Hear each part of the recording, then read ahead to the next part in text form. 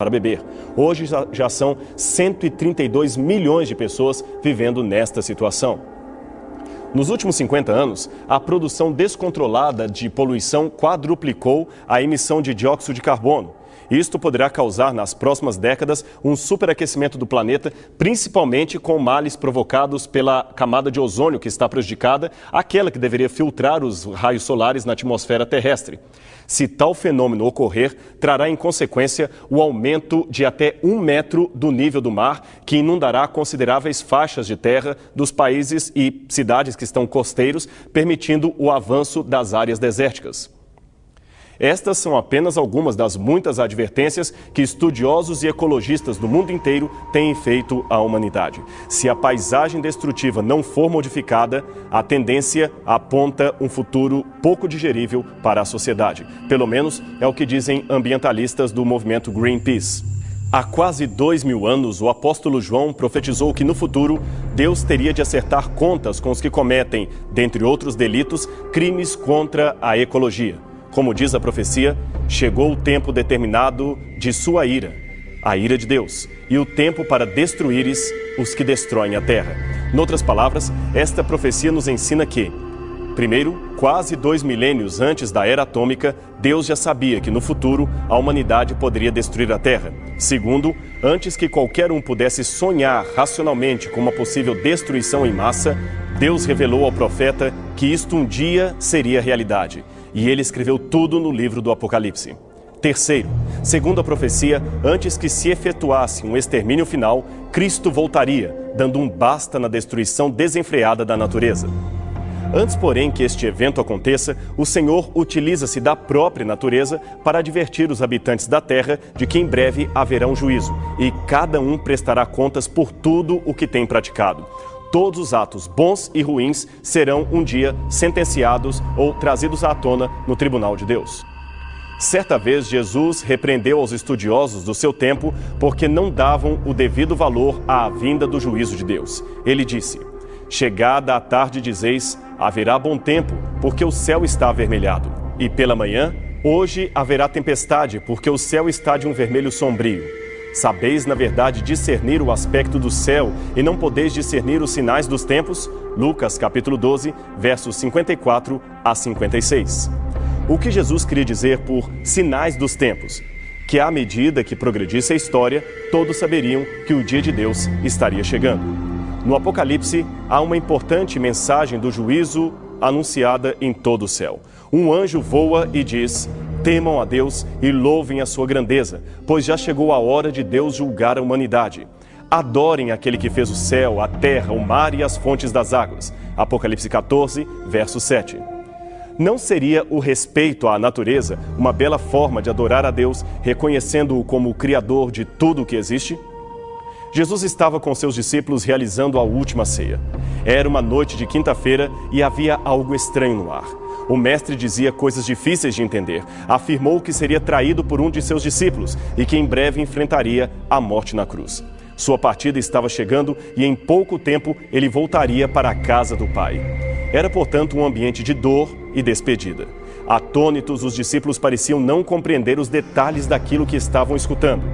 Era tão forte a dor de separar-se do mestre que, em sua emoção, pareciam que estavam bloqueados no entendimento e, para não sofrer ainda mais, pareciam querer alienar-se do que estava sendo-lhes anunciado. Percebendo o desconforto de seus corações, Jesus lhes revelou: não fiquem assim preocupados. Vocês sempre creram em Deus, creiam agora em mim.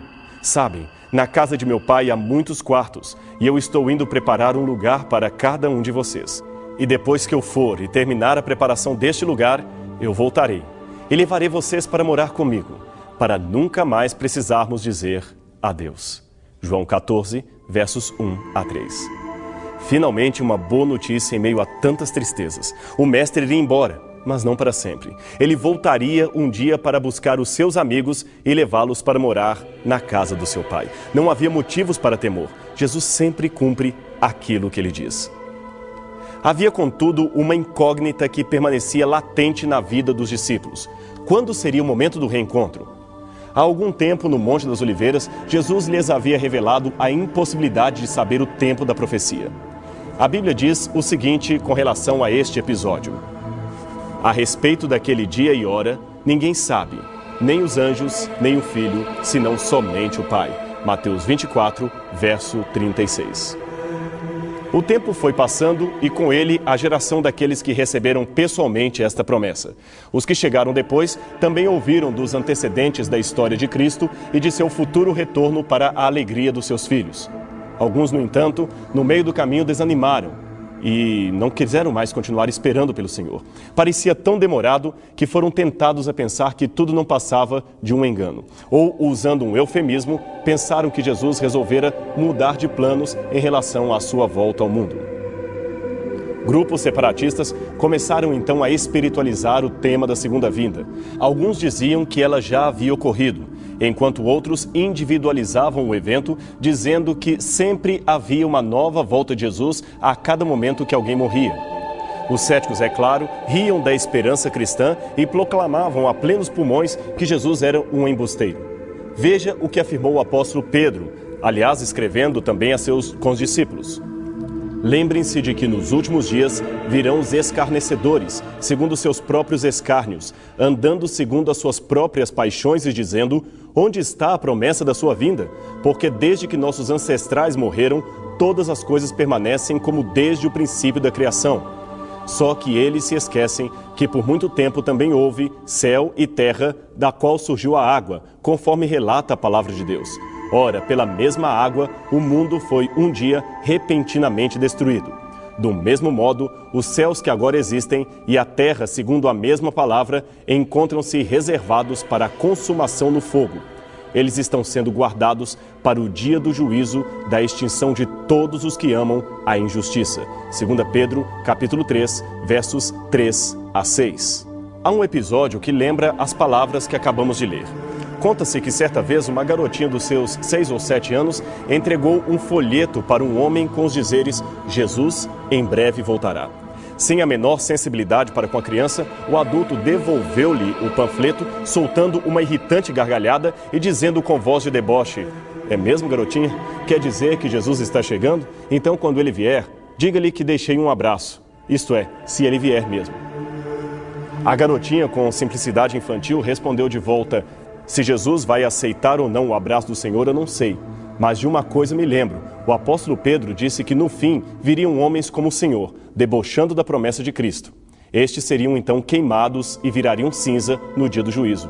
Desculpe, Senhor, mas acho que o Senhor tem um problema a resolver, um problemão. Segundo a Bíblia, a volta de Jesus é um evento que encerra dois sentimentos ao mesmo tempo. Para aqueles que estão em paz com Deus e amam sua lei, ela será um momento de alegria, de muita expectativa. Aquele que está por vir não é um estranho, nem um exterminador do futuro. Ele é o seu Salvador e virá buscá-los para morarem com ele no seu reino eterno. Por outro lado, uma grande multidão que não demonstra nenhuma vontade de estar com o Mestre, bom, estes sim terão um problema a resolver. Eles rejeitam a graça e fecham os olhos à lógica da Bíblia Sagrada, da palavra profética. Estes, diz o Apocalipse, pedirão às pedras e aos montes que caiam em cima deles e os livre da visão daquele terrível dia. Isto você pode ler em sua casa aí no Apocalipse capítulo 6, versos 15 e 16. A decisão sobre de que lado ficar é algo que pertence a cada um de nós e é tomada de acordo com o nosso livre-arbítrio. Sabe, faz parte do nosso amadurecimento espiritual aprender que, por mais bela que seja a vida, por mais bem-sucedidos ou vitoriosos que sejamos, a nossa existência não terá nenhum sentido senão na eternidade, quando estivermos com Cristo.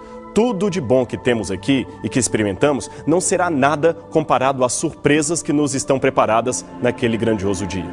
E por outro lado, como estar plenamente feliz sabendo que no mesmo instante outros estão infelizes, ou que amanhã poderemos ser nós mesmos a enfrentar a dor da perda, da morte, da desilusão? Devemos almejar cada vez mais, devemos querer mais felicidade, uma felicidade eterna que não acaba nunca, uma vida eternamente feliz, da qual jamais nos sentiremos enjoados ou não teremos nenhum medo, nenhum receio, nenhuma apreensividade em relação ao futuro. Agora, pare por uns instantes e imagine como será lindo o dia da volta de Cristo. Na terra, o caos estará em todas as partes no seu grau máximo. As pragas apocalípticas estarão caindo com fúria, provocando os mais dramáticos acidentes de toda a história. O remanescente fiel estará sendo perseguido por ter rejeitado servir o governo do anticristo.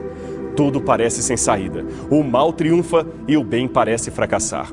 Porém, no momento de maior escuridão, rompe no céu a luz fulgurante da intervenção de Deus. O relógio profético bate meia-noite e a terra começa a tremer diante da potente voz que anuncia a chegada do Filho de Deus. Então surge no Oriente uma pequena nuvem do tamanho da metade da mão de um homem. Esta nuvem cresce e começa a revelar o seu caráter sobrenatural.